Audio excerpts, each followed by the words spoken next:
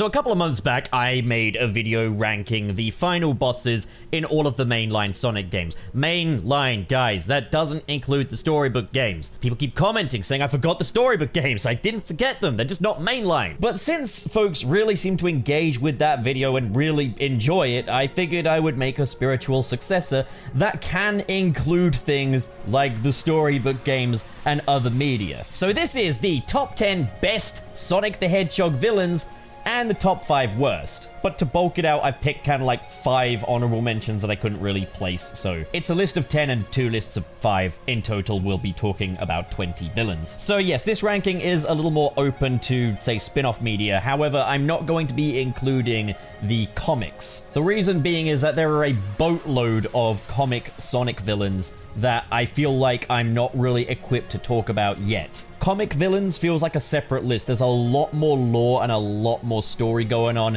in the Sonic comic media, as well as that if I were to factor in the comics, it would really change up some of the rankings that I've got right here. So I guess I'm keeping it to strictly audio-visual medias. I'm not going to be including anything like books and comics. The other rule I'm going with is I am not including Dr. Robotnik.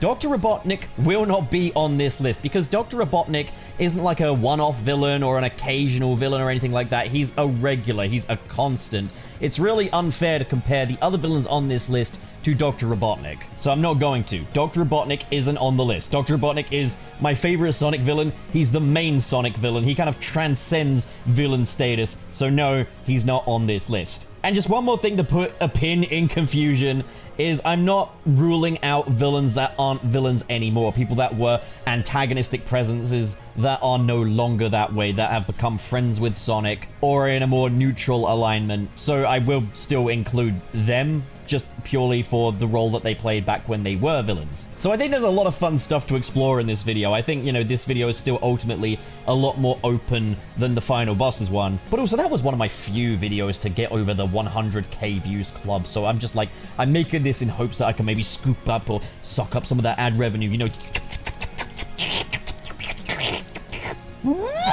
Now hold your horses there, sir. If you like videos about Spider-Man and Sonic the Hedgehog and other pop culture foibles, be sure to hit the subscribe button and hit the like button to help get more content like this in the algorithm. That YouTube algorithm is a merciless mistress, and if you want to help to support the production of these videos, be sure to check out the Patreon link in the description below and consider making a monthly pledge. Enjoy the rest of the video, partner. Starting off with the 5 worst Sonic villains. Coming in at number 5, we have Mr. Dr. Eggman and the Chaos Council from Sonic Prime. The idea of an Elseworld where Dr. Eggman has actually won with a fully sustained victory, what a great idea. And New York City has a really cool foreboding atmosphere to it, everything automated, everything modernized. But when we do finally meet the Dr. Eggman that won, he ends up feeling more like a side villain from Despicable Me than he does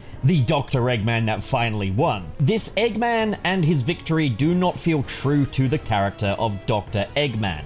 Dr. Eggman does have a goofy side to him. He is a comedic foil at the end of the day. But if he won, he wouldn't be running around in a tracksuit and wig referring to himself as Mr. Dr. Eggman. As I say, yes, he's a comedic foil, but the guy still has a semblance of dignity. But then undercutting that further is the Chaos Council, who consist of Eggman but he's a baby, Eggman but he's a moody teen, Eggman but he's old, and Eggman but he's all philosophical. Now, I don't really think of Dr. Eggman as the kind of person to share his victory. Sure, he'd have lackeys and right-hand men that he'd push around, but we don't really see any of that here. And these characters are just lame. This should have been Eggman taken to the extreme. A Grand Master Eggman, a Supreme Leader Eggman, an Emperor Eggman.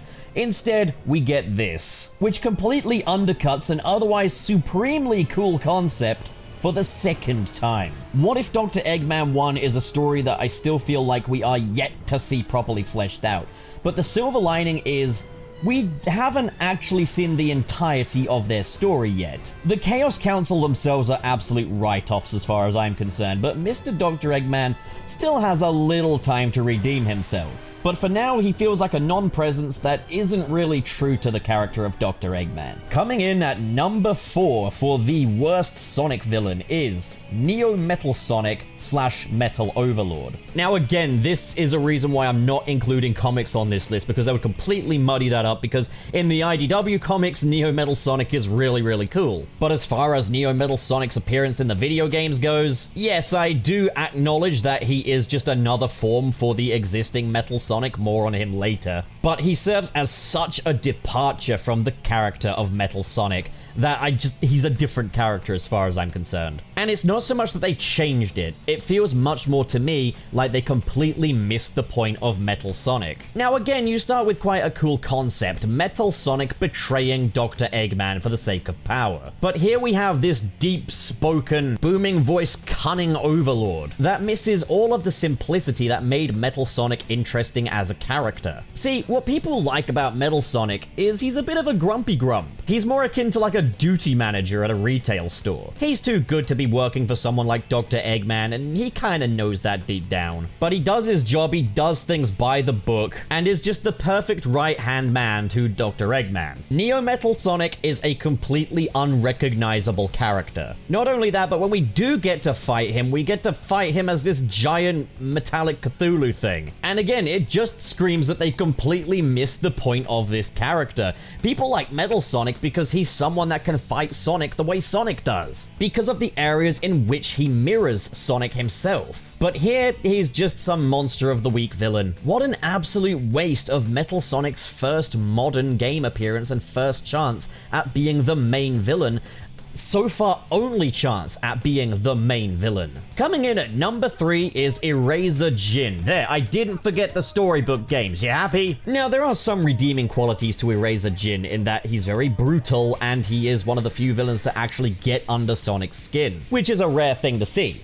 Aside from that, Eraser Jin is about as one note as it gets. He's an evil genie that wants to bend the storybook world to his will and then make his way over to Sonic's. This could work okay, but he's just not particularly intimidating. And his voice reminds me of Matt Berry. Don't get me wrong, I love Matt Berry's voice, but it's just not what I think when I think this kind of character. Hello there, I'm Eraser Jin, and I want to take over the world now. Oh, what's this? A hedgehog? Well, surely he can't stop me. Oh, he did. Oh, oopsie doopsie poopsie. Better wish for a mountain of handkerchiefs so I can jack off into the night. Yeah, Eraser Jin's pretty lame. Coming in at number 2 is Wendy Witchcart. Now, they needed to give Tails his very own villain for his very own spin-off game. Now, I noticed this was a trend back in like the 90s when, say, they wanted to make like a spin-off game and they couldn't use Dr. Robotnik, or just in any kind of spin-off media, really. You couldn't use Robotnik, you ended up with the lamest stuff. You'd get things like Ixis Naugus, a wizard, or Wendy Witchcart in this case.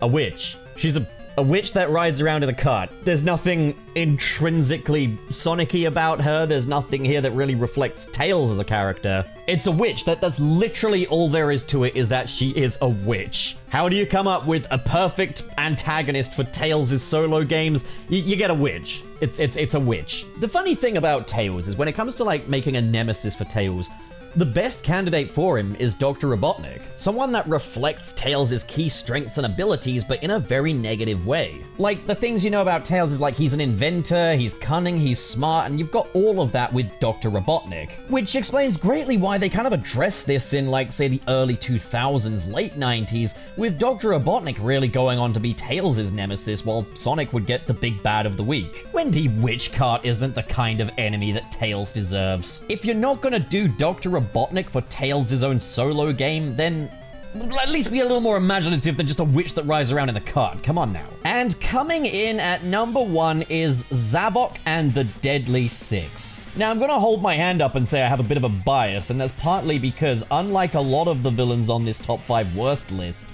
Zavok had the audacity to stick around and kind of become a series regular, factoring into the stories not just of Sonic Lost World, but Sonic Forces and Team Sonic Racing. But I think what makes Zavok so heinous is not just that he's a dull character. Like, he's got all of the characterization of Eraser Jin, effectively. In fact, he does less than Eraser Jin. Like, Eraser Jin actually has an end goal. Zavok?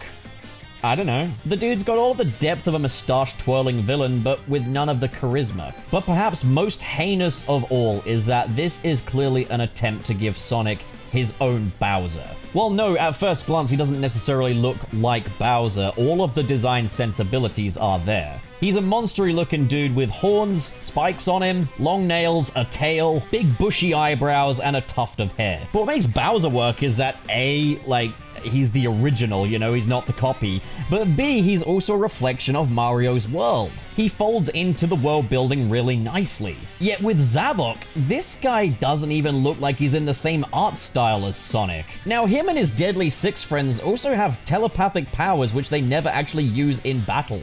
They can control Dr. Robotnik's machines, but nothing interesting is ever really done with that. But like with the Chaos Council, the other 5 members of the Deadly Six are just stereotype characters. You've got crazy, fat, girl, sad, and old. Wait a minute, did I just describe myself there?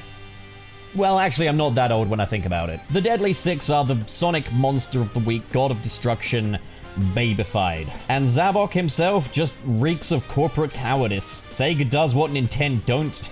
Don't make me laugh. Alright, well, now that we got the top 5 worst villains out of the way, I want to go to the honorable mentions now, the ones I couldn't quite place, but still think they deserve to be talked about on this list. So, first up, I want to talk about Fang the Weasel and the Hooligans. It has to be said, it's pretty cool that around the late 90s, we got some Sonic villains that weren't robots, just other anthropomorphic animals in that universe, and design-wise, these guys fit in well and look great. But sadly, they all end up kind of being a bit of a non-presence. Super underutilized, even in Sonic Mania, where they all cameoed. They still didn't really take any opportunities to make anything out of this bunch, which seems like a waste of some really good designs. Next up, we have the hard-boiled heavies. Now, this is gonna kind of sound controversial because Sonic Mania is such a beloved game, but, like, does anyone remember anything about the hard-boiled heavies? Again, I feel like they serve the purpose of looking cool, but the only one that really looks cool is the Heavy King. They're a small pack of robots that betray Dr. Robotnik and take on kind of like this different kind of appearances that blend into the zones, but there's just really not much more to them than that. And yes, there's obviously limitations with storytelling and characterization in a 16-bit style game, but Metal Sonic managed to leave an impression just fine, as did Dr. Robotnik himself.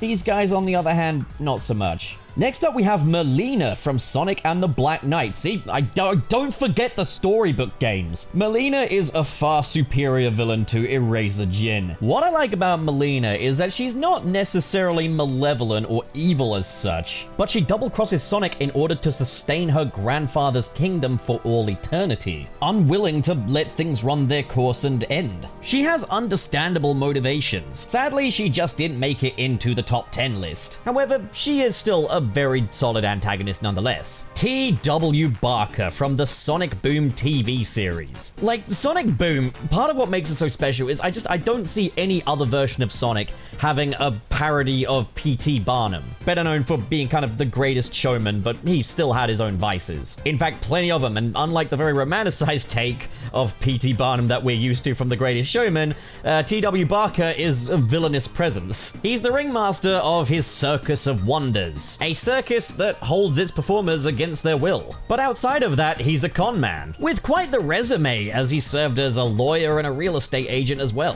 What makes T.W. Barker interesting is that there's no physical strength here. He's not a physical threat, but he's still smart enough to put Sonic and his friends through the ringer, and just a very original concept for Sonic. And the fifth and final honorable mention on this list is Infinite from Sonic Forces. Infinite is a villain that ends up being unintentionally a bit more interesting than I think they'd intended. He's the ultimate mercenary, Dr. Eggman's right-hand man in his conquest against the world. And he's seemingly all-powerful, able to conjure up all kinds of torturous illusions with the power of the Phantom Ruby. At the same time, he's oddly merciful, as he'll allow anyone that so much as smiles at him to run away screaming rather than killing them. Now, realistically, I think that's a failure on the writer's part, as nothing is ever done with this beyond giving the characters a chance to survive artificially. But there's just questions to be asked and little layers that I want to peek into when it comes to Infinite. Infinite feels like the consolation prize for fans of Mephiles the Dark, for people that wanted to see Mephiles the Dark come into the mainline Sonic games after Sonic 06, you've got a character here with a very similar design and a very similar sort of set of abilities from an aesthetic standpoint anyway. In superficial ways, he is very similar to Mephiles. The voice is similar, his overall demeanor is similar, but while Mephiles was more the Sonic universe's equivalent to Satan, Infinite is just a regular everyday jackal, who has been bestowed with great power by Dr. Robotnik. What undercuts all this, though, is the supreme lack of dignity in his origin story, and it's not something that is used in service of the character. Back when he was just an everyday mercenary, he got beat up by Shadow the Hedgehog and then threw a fit. He's someone that desperately doesn't want to be perceived as weak, but again, this doesn't really factor into his campaign in any way. In the main storyline of the game, he barely even mentions it. Infinite is just a lot of cool ideas that don't connect or come together. He's a character I'd like to see more of, if not just for his really cool design. But as far as that first outing goes, while the character managed to make an impression,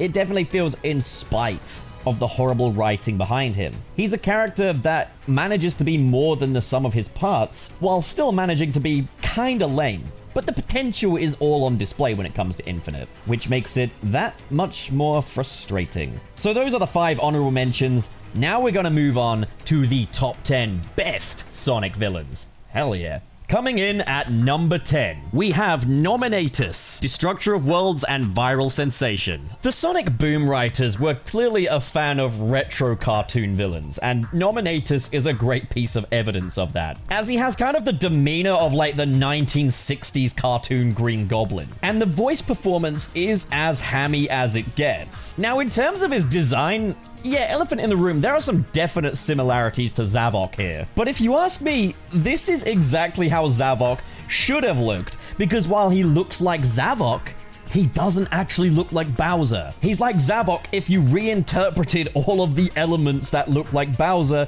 into elements that would better reflect Sonic and his more technological world. But I'm not just gonna give the guy points for looking like a better Zavok. Being better than Zavok is easy. What's cool about Nominatus is that the viral sensation part is that he's literally a computer virus. A mustache-twirling computer virus that loves all things logical. He wants to end all life because of its very chaotic and illogical nature. That's kind of interesting. A very logical, binary-thinking computer virus that has all of the demeanor of a mustache-twirling Saturday morning cartoon villain, and looks like Zavok if he wasn't a Mario villain. There are also a few more layers to Nominatus than just that. He's more than willing to gain the trust of potential allies such as Dr. Eggman, only to betray that trust with absolutely zero remorse. In many ways, like a computer virus does. While it's all played up for laughs accordingly, as this is the Sonic Boom TV series after all, there are some very interesting ideas on paper here, and we have a character that closely links with cyberspace, and given that cyberspace has now been established in Sonic Frontiers,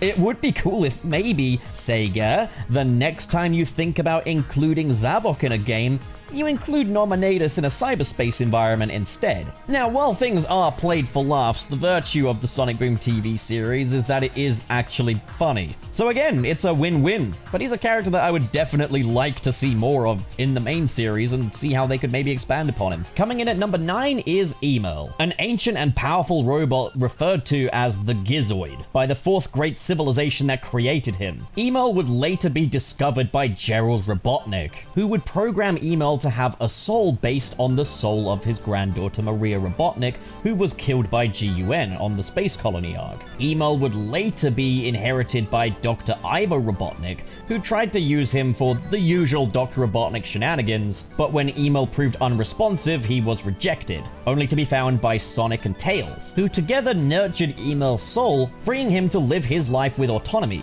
Emil serving as a reflection of Sonic and his friends now. However, his originally programmed destructive tendencies did ultimately prevail. Eggman would take advantage of this, causing Emil to run amok pursuing global destruction. Sonic unfortunately had no choice but to destroy this rogue robot. Man, if there's one thing the Sonic series does really well, it's making me sympathize for literal robots. Emil is a great character. I think a great way of establishing an impactful villain is establishing that they have a capacity for good. It makes it all the more tragic when they do turn, but The most tragic part of Emel's life is ultimately his death. I think we could have afforded more time with Emel. Devote a little more time to what he's actually capable of as a destructive robot. I feel like his story should have been split between two games. You have Sonic Battle, showcasing Emel's ascension towards total autonomy and living his own life, and then you'd have a game entirely of him turned by Dr. Eggman, showing just how low he can sink. I feel we could have just spent a little more time on his destructive campaign in the end.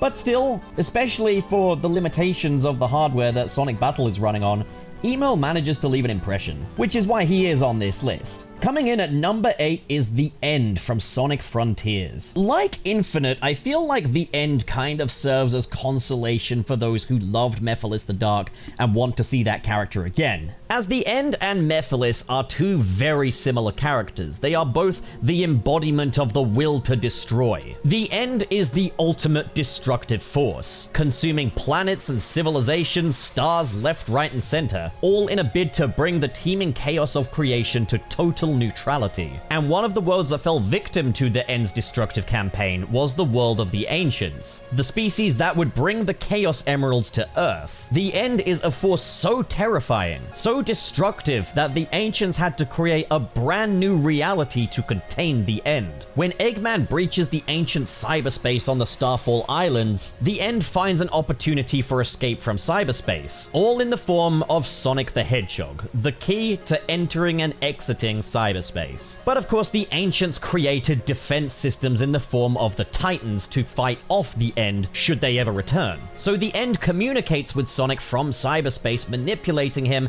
into destroying anything that could be used to defend the world against the End, before silencing the 6 servers of cyberspace, allowing the End to finally escape. What's interesting about the End is that the End literally describes themselves as nothing. The End has no face, no gender, no specific voice. Unfortunately, there's no evidence of this in the game itself, but behind the scenes, it's been said that the End takes a form that is subject to those who see it. So those who look upon the End will all see it differently. That's not something that's really mentioned in the game, unfortunately, and I feel like it should have been. However, the form we do get is the form of a moon, which makes sense because what do we see when the day ends? We see the moon. The moon also being viewed as a symbol of death and closure in various different civilizations. It's a bit more of a subliminal reasoning, but I like it. There's a lot of cool stuff revolving around the symbolism of the End, and having destroyed various species, lives, civilizations, planets, stars, galaxies, the End is easily the most destructive threat in the Sonic universe.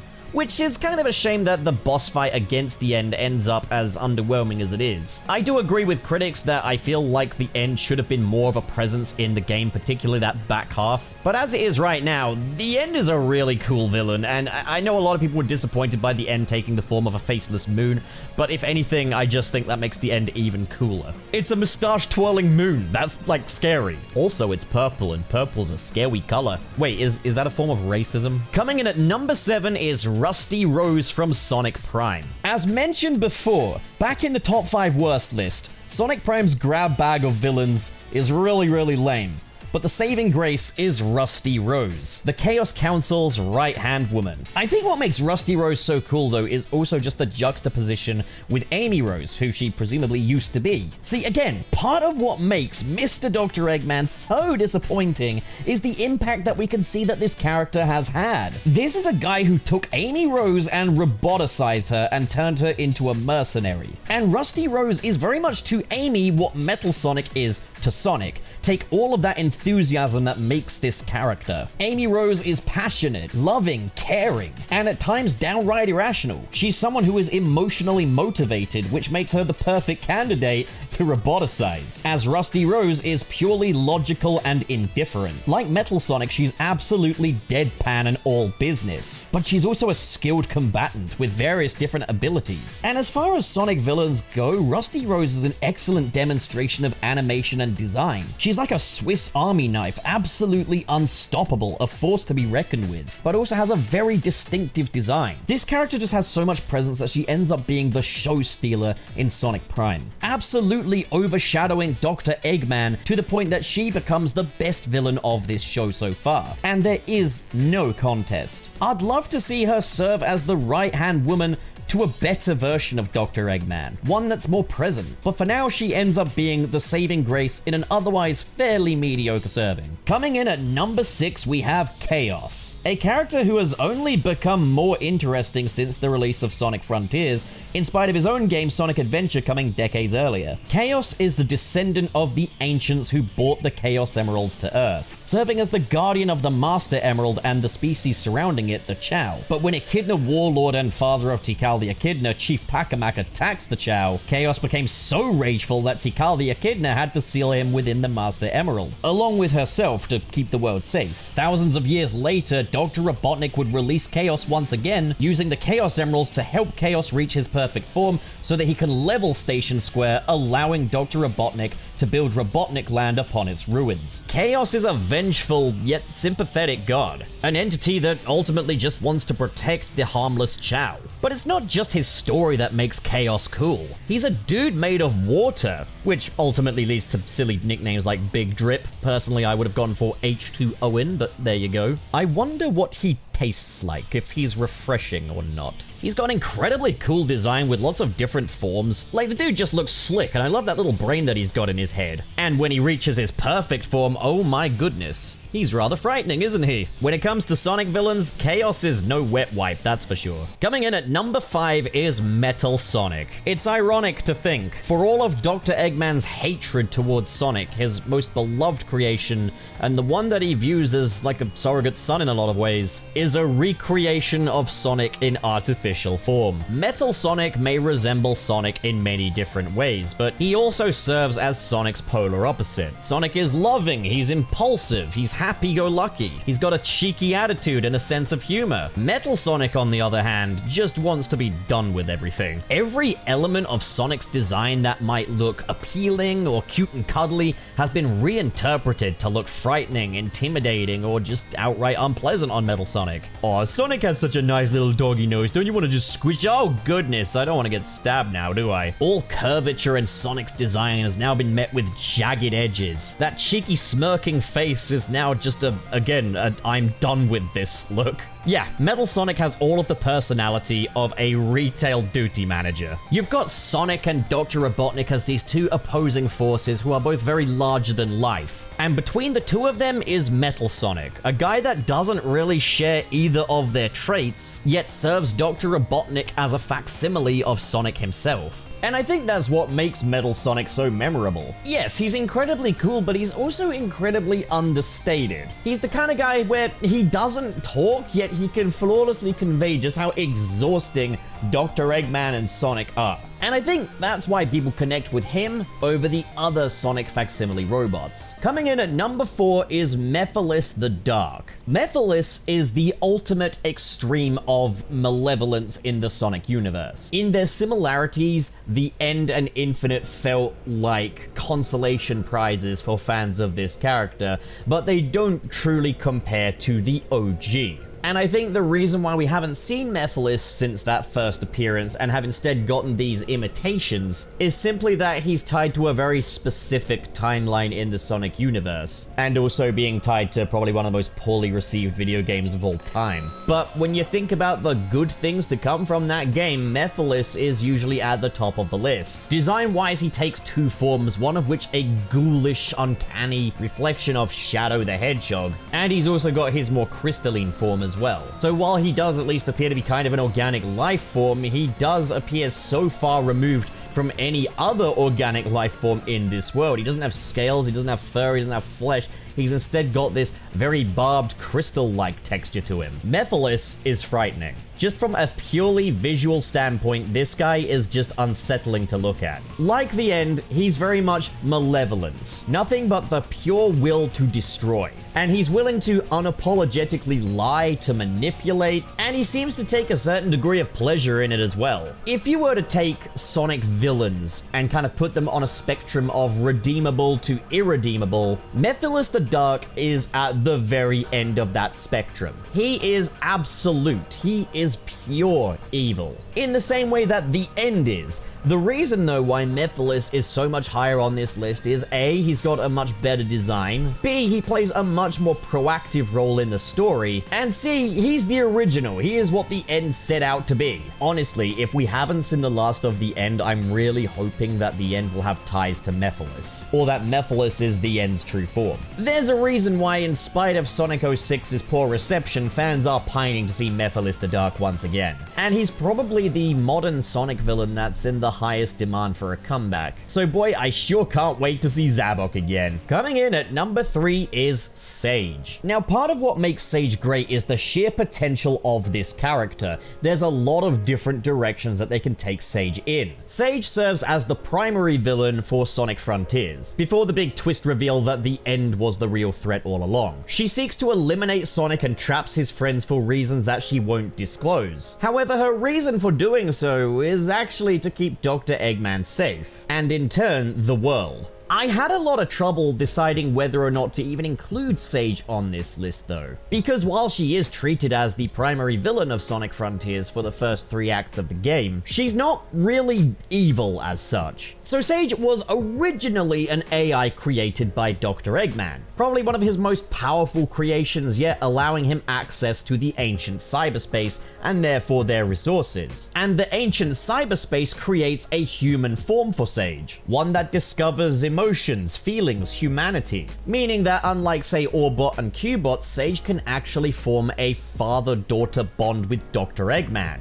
But with her gradually gaining more humanity, she begins to overcome the restrictions of her original AI form. Previously prohibited from any non-hostile communications with Sonic, is now able to reason with him and willing to work with him for the greater good. And in the end, Sage is redeemed as she dies saving the world from the End. However, in the post-credits of Sonic Frontiers, we are shown that Dr. Eggman is still able to recover Sage's AI base form at the very least. However, we don't know how far this goes, whether or not Dr. Eggman has just been able to retrieve the AI or is able to retrieve Sage as a human being. The reason I say this is because that strange ancient glyph of death shows up on Eggman's monitor when retrieving her, and she refers to him as father, which was very much the product of her growing sense of humanity. Eggman commonly creates robots, and you can argue about their sentience. They are generally treated as sentient in the Sonic universe. However, in this case, Eggman has unwittingly created life. What makes Sage so great is how she complements all of the other characters. Not literally, she's not saying like, hey Sonic, you look nice today. In so much as how she enriches this world, she gives us a more sympathetic side to Dr. Eggman, shows us that Eggman is capable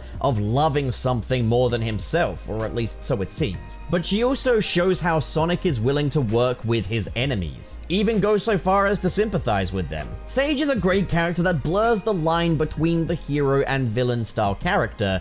However, she's on this list because she is ultimately treated as a villain in Sonic Frontiers, even if she seemingly dies a hero. The game's writer Ian Flynn has also teased a potential villainous future for Sage, how she could work as a motivating factor for Dr. Eggman's future evil deeds. So again, there's numerous different directions they can go with this character, but she's certainly made a strong first impression. Coming in at number 2 is Knuckles the Echidna. Now I know what you're thinking, this guy's not a villain, but he did start out as one, or at least an antagonistic force, and I do want to reiterate that when I say villain, I really only mean antagonistic force. Villain just looks better in YouTube's algorithm. They don't necessarily have to be evil. Knuckles, the last of the Echidnas. His birthright, his destiny to protect the Chaos Emeralds and the Master Emerald. He is noble. He can be a little ruthless. He's sympathetic. And in spite of how all business this guy comes across initially, he's got his cheeky little chuckle every time he gets a win in. Deep down, he's a softie that likes to think he's tougher than nails. However, his fatal flaw is just how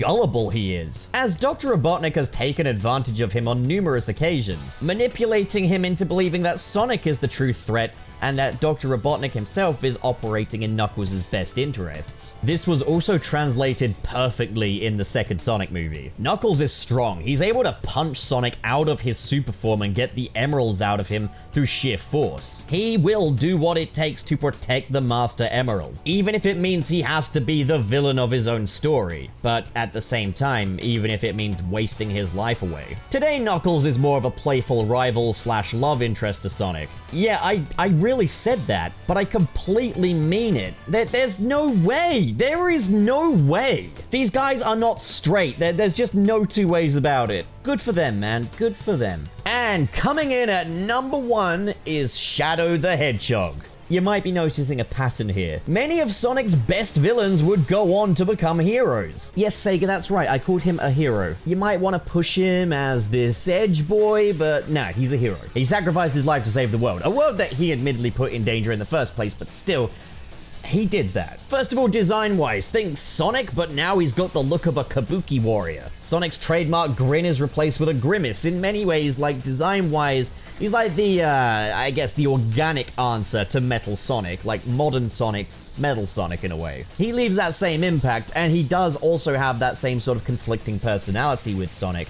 However, it's less that they are necessarily mortal enemies like Sonic and Metal Sonic, more that they are yin and yang, and the fact that Shadow is actually a person and not just a robot programmed to be a certain way definitely makes him a significantly more interesting character in my opinion. Sonic the Hedgehog, he's a free spirit, he runs with the wind, that's his whole thing, whereas Shadow has lived the majority of his life aboard the Space Colony Ark, living only with Professor Gerald Robotnik and Maria Robotnik, far off the radar from planet Earth and its civilizations. And the first thing that he learns about humanity is when GUN stormed the Space Colony Ark, killing Maria Robotnik, someone who meant a lot to him, before he is then sealed in stasis for 50 years. Now, yeah, destroying the world, pretty villainous thing to do, but when your only exposure to the human race is them killing a little girl and viewing them as a sheer militaristic force, decadent. As far as Shadow's concerned, he's stamping on a very malicious anthill. In isolation, Sonic's a pretty simple character, but it's when he's with Shadow that you get some of the best of what Sonic has to offer from a character standpoint,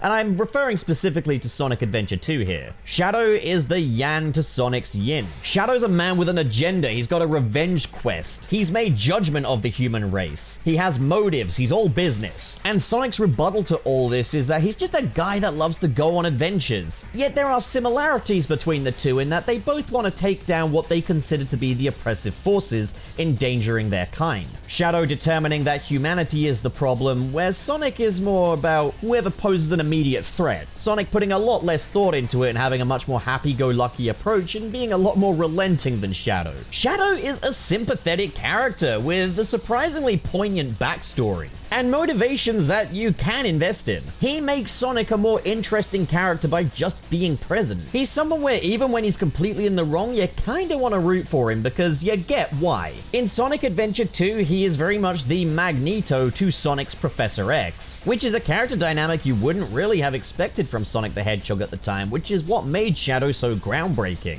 Today though, Shadow is a much less interesting character, as they continually try and find ways of making Shadow kind of more of a villain than he really is. Shadow is very much the primary villain of Sonic Adventure 2, but today he's a hero. After Sonic Adventure 2, he is a light in darkness. He's kind and he's hopeful. Yet these games consistently insist on portraying him as just this edgelord. It's a real shame because the potential of this character outweighs what they're actually doing with him. But in that regard, Shadow does transcend the games that he's a part of. Shadow is more important than any of the stories that he's featured in, and I think that speaks largely to just how great this character is. Which is why he is my #1 favorite Sonic villain, but also, and I don't want to say anything until we actually get to that ranking, but it'd probably make my top 10 list for best Sonic heroes as well. Which is a compelling reason for him to just take the #1 spot on any list, really. Shadow is great. You gotta love Shadow. So I realized this list got a little confusing at the end, and I was a little confused while I was making it. I was like, do I really want to include redeemed characters in the villains list? But they served villainous purposes when they initially appeared, whether or not they were in the right, whether or not they were evil. So that's why I decided to go the way that I did. But I know that there's going to be people in the comments that just completely cannot see any merit in the way I've done this. So anyways, whatever you think of this, yeah, do comment below. I'd love to hear what your top 10 best Sonic villains are, what your worst Sonic villains are. I'll be reading the comments. I might respond to a few of them. We'll see. But what do you guys think? Do leave a comment below for me. The floor is yours. Thank you so much for watching, guys, and have a great day. I say, you've made it to the end of the video! Congrats. No, but seriously, thanks a bunch for watching. And just now, I'll be extending a special thanks to the patrons in the $10 tier, who are Adam Myers, Ken K, Legendary Ray Ray, Mr. SP, Sergio, That Jordo, and Where's Arnold? What an amazing and generous bunch of people. Thank you guys so much for your support. And if you want to join the ranks of these amazing people right here, the link to my Patreon is in the description below. Guys, these are not the easiest times in the world financially, so every little bit you folks are donating is doing wonders. I really would love to be able to do YouTube as a proper fully fledged career someday. It might just be a pipe dream, but maybe you guys can prove some people wrong. But of course, if donations aren't your thing, then, well, it means plenty to me that you just hit that cute little subscribe button over there. I didn't mean hit that way. Well, that's me done for the day. Thanks a whole bunch for your support, and have a fantastic day. I'm gonna see you so soon. Look,